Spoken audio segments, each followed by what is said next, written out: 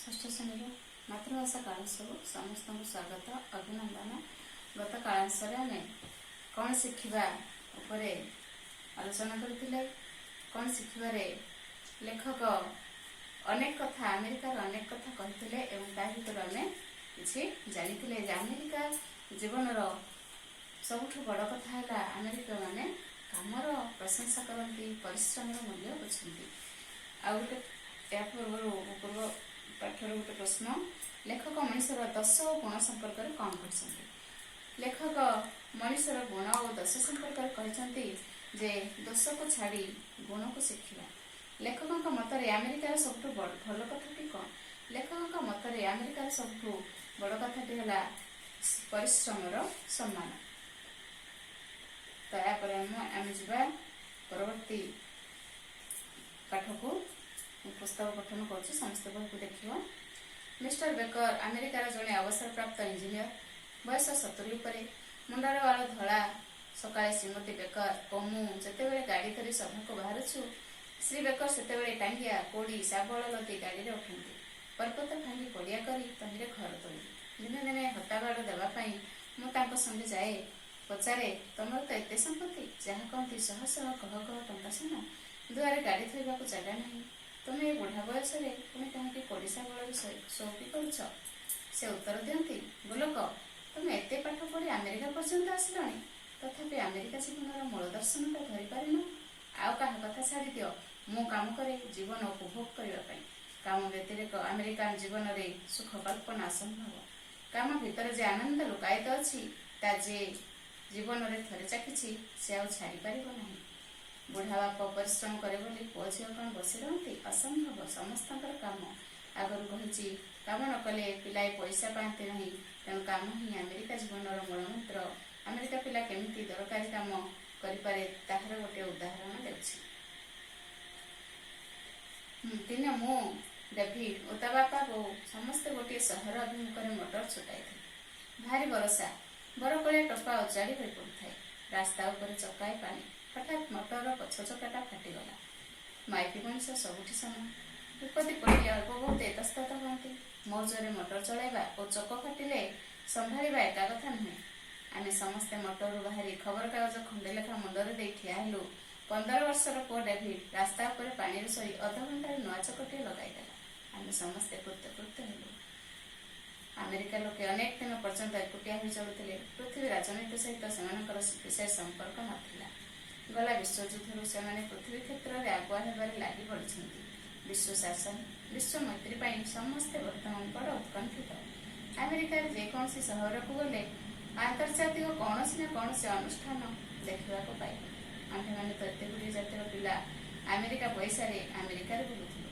କାରଣ ଯାହା ହେଉନା କାହିଁକି ଆନ୍ତର୍ଜାତିକ ଭାବ ବିନିମୟ ଲାଗି ଆମେରିକୀୟ ବଡ଼ ବ୍ୟାକୁଳ। ତ ଆଉ ବହିଟାକୁ ପଢ଼ିବା ଯେ ଏଠି ମଧ୍ୟ ଅତି ସୁନ୍ଦର କଥା କହିଛନ୍ତି। ଗୋଲକ ବିହାରୀ ଧଳ ସେ ଯେତେବେଳେ ଯାଇଥିଲେ, ମିଷ୍ଟର ବେକର ଜଣେ ଅବସରପ୍ରାପ୍ତ ଇଞ୍ଜିନିୟର ଏବଂ ତାଙ୍କ ସ୍ତ୍ରୀ ମଧ୍ୟ ଗୋଟେ ଉଚ୍ଚ ପଦବୀରେ ଥିଲେ। ତେଣୁ ତାଙ୍କ ସ୍ତ୍ରୀ ଯେତେବେଳେ ବାହାରିକି ଯାଉଥିଲେ, ସେହି ସମୟରେ ମିଷ୍ଟର ବେକର ଯେହେତୁ ଅବସର ନେଇସାରିଥିଲେ, ସେ କୋଡ଼ି ଶାବଳ ଧରି ଯାଉଥିଲେ ଗୋଟେ ପଡ଼ିଆକୁ। ସେଠି ପାହାଡ଼ ଭାଙ୍ଗିବେ ଆଉ ଘରଟିଏ ତୋଳିବେ। ଏ କଥା ଯେତେବେଳେ ଲେଖକ ପଚାରନ୍ତେ, ସେ କହିଲେ ଯେ ଆମେ ଏଇ ଧନ ପାଇଁ, ଲେଖକ ପଚାରିଥିଲେ ଆପଣଙ୍କର ତ ଏତେ ଧନ, ଶହ ଶହ ଗହ ଗହ ଟଙ୍କା ସୁନା, ଘର, କୋଠା ଗାଡ଼ି ଅଛି, ତଥାପି ଆପଣ କାହିଁକି ଏତେ ପରିଶ୍ରମ କରୁଛନ୍ତି ପୁଣି ଏ ବୟସରେ? ସେଇଠି ଉତ୍ତର ଦେଇଥିଲେ ଯେ ଗୋଲକ, ତମେ ଏତେ ବାଟ ଆଇଲଣି, ଏତେ ପାଠ ପଢ଼ିଲ, ଆମେରିକାରେ ଏତେ ଦିନ ରହିଲ, କିନ୍ତୁ ତମେ ଆମେରିକା ଜୀବନର ମୂଳ ଦର୍ଶନଟା ଧରିପାରିଲନି। ଆମେରିକା ଜୀବନର ମୂଳ ଦର୍ଶନ ହେଉଛି ପରିଶ୍ରମ। ତେଣୁ ମୁଁ ଯେଉଁ ପରିଶ୍ରମ କରେ, ଯେଉଁ କାମ କରେ, କେବଳ ଉପଭୋଗ କରିବା ପାଇଁ। ମୁଁ ଟଙ୍କା ପାଇଁ କାମ କରେ ନାହିଁ ବା ଟଙ୍କା ସଞ୍ଚୟ କରିବା ମୋର ଆଉ ଲକ୍ଷ୍ୟ ନୁହଁ। ତ ଇଏ ଗଲା ଅବସରପ୍ରାପ୍ତ ବା ବୟସ୍କ ଲୋକମାନଙ୍କର କଥା। ଯଦି ବୟସ୍କ ଲୋକମାନେ କାମ କଲେ ତାହେଲେ କ'ଣ ତାଙ୍କର ପୁଅ ଝିଅ ବସି ରହିଥାନ୍ତି? ଏ କଥା ନୁହଁ। ଆମେରିକାରେ 18 ବର୍ଷ ହୋଇଗଲେ ଜଣେ ପୁଅକୁ ବାପା ମା ଆଉ କୌଣସି ପଇସା ପତ୍ର ଦିଅନ୍ତି ନାହିଁ। ତେଣୁ 18 ବର୍ଷ ହୋଇଗଲେ ପୁଅ କିମ୍ବା ଝିଅ ଯାଇ ଯେକୌଣସି ଜାଗାରେ ପରିଶ୍ରମ କରେ ଏବଂ ନିଜର ଖର୍ଚ୍ଚ ପାଇଁ, ନିଜର ଚଳିବା ପାଇଁ ସେ ନିଜେ କିଛି ଉପାର୍ଜନ କରେ। ତେଣୁ ଆମେରିକାର ପ୍ରତ୍ୟେକ ବିଦ୍ୟାଳୟରେ ଏକଥା ବିଦ୍ୟାଳୟ ସ୍ତରରେ ଶିକ୍ଷା ଦିଆଯାଇଥାଏ। ତ ସେ ଉଦାହରଣ ଦେଇଥିଲେ ତାଙ୍କର ବନ୍ଧୁଙ୍କ ପୁତ୍ର 15 ବର୍ଷର ପୁଅ ସେ କିପରି ବର୍ଷାକୁ ନ ଡରି ଏବଂ ଗାଡ଼ି ତଳେ ଶୋଇ ବର୍ଷା ପାଣିରେ ଗାଡ଼ିର ଚକା ଲଗେଇ ଦେଇଥିଲେ ଅତି ଆଶ୍ଚର୍ଯ୍ୟଜନକ ଭାବରେ। ଇଏ ଗଲା ଆମେରିକା ଜୀବନର କାମ କଥା। ଆଉ ଗୋଟେ ଆମେରିକାର ବଡ଼ କଥା ହେଲା ସେମାନେ ଅନ୍ୟକୁ ସବୁବେଳେ ପ୍ରଶଂସା କରନ୍ତି। ଜଣେ ଯଦି ଘାସ କାଟୁଛି ସେ ତାକୁ କହିବେ ଅତି ସୁନ୍ଦର ଘାସ କଟାଳି। ଜଣେ ଘୋଡ଼ା ଚଢ଼ୁଛି ତାକୁ କହିବେ ଅତି ସୁନ୍ଦର ଘୋଡ଼ା ଚଢ଼ାଳି। ତେଣୁ ଇଏ ଗୋଟେ ଆମେରିକା ଜୀବନର ଆଉ ଏକ କଥା ଯେ ଆମେରିକାନ ମାନେ ଅନ୍ୟର କାମକୁ ନିଜେ ପରିଶ୍ରମ କରିବା ସହିତ ଅନ୍ୟର କାମକୁ ପ୍ରଶଂସା କରିଥାନ୍ତି, କାହାକୁ କେବେ ନିନ୍ଦା କରି ନଥାନ୍ତି। ତେଣୁ ଆମେରିକାର ଏଇସବୁ ଭଲ ଗୁଣକୁ ଆମେ ଶିଖିବା ଉଚିତ। ଆଉ ମଧ୍ୟ ଲେଖକ କହିଛନ୍ତି ଯେ ଆମେ ମଧ୍ୟ ତାକୁ କାମରେ ଲଗେଇବା ଏବଂ ଶିଖିବା। ଆଉ ଗୋଟେ କହିଛନ୍ତି ଯେ ମାଛି ନ ହୋଇ ମହୁମାଛି ହେବା, ଘାରେ ନ ବସି ଫୁଲରେ ବସିବା। ଅତି ସୁନ୍ଦର କଥାଟେ। ମାଛି କ'ଣ କରେ ନା ଯୋଉଠି ଦୁର୍ଗନ୍ଧଯୁକ୍ତ ଅପରିଷ୍କାର ଅଳିଆ ଆବର୍ଜନା ଜାଗାରେ ବସେ ଏବଂ ସେଇଠୁ ତା ଗୋଡ଼ରେ ଜୀବାଣୁ ଲାଗି ସେ ଅନ୍ୟ ରୋଗର କାରଣ ହୋଇଥାଏ। ମହୁମାଛିଟିଏ କ'ଣ କରେ ନା ଅନ୍ୟ ପାଇଁ ମହୁ ସଞ୍ଚୟ କରି ଅନ୍ୟର ଉପକାରରେ ଲାଗିଥାଏ। ତେଣୁ ଆମେ ମାଛି ଆଉ ମହୁମାଛି ଭିତରେ ଯେଉଁ ପାର୍ଥକ୍ୟ ଅଛି ତାକୁ ବୁଝିବା। ଆମେ କେବେ ବି ମାଛି ପରି ହେବା ନାହିଁ, ସବୁବେଳେ ମହୁମାଛି ପରି ହେବା। ଏଭଳି ସୁନ୍ଦର ବାର୍ତ୍ତାଟିଏ ସେ ଆମକୁ ଦେଇଛନ୍ତି।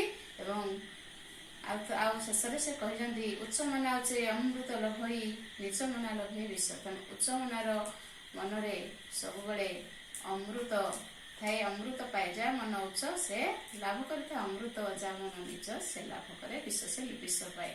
ଏହା ହିଁ ମଣିଷ ଯଦି ଏଇଭଳି ନିଜ ମନା କାମ କରିବ ତାହେଲେ ତା ଭାଗ୍ୟରେ ବିଷ ହିଁ ମିଳିବ।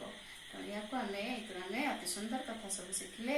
ଏହାପରେ ଆମର କାମ ହେଲା ଯେଉଁ ଅଭ୍ୟାସ ଅଛି ତାକୁ ସମସ୍ତେ ଖାତାରେ କରିବା। ଧନ୍ୟବାଦ।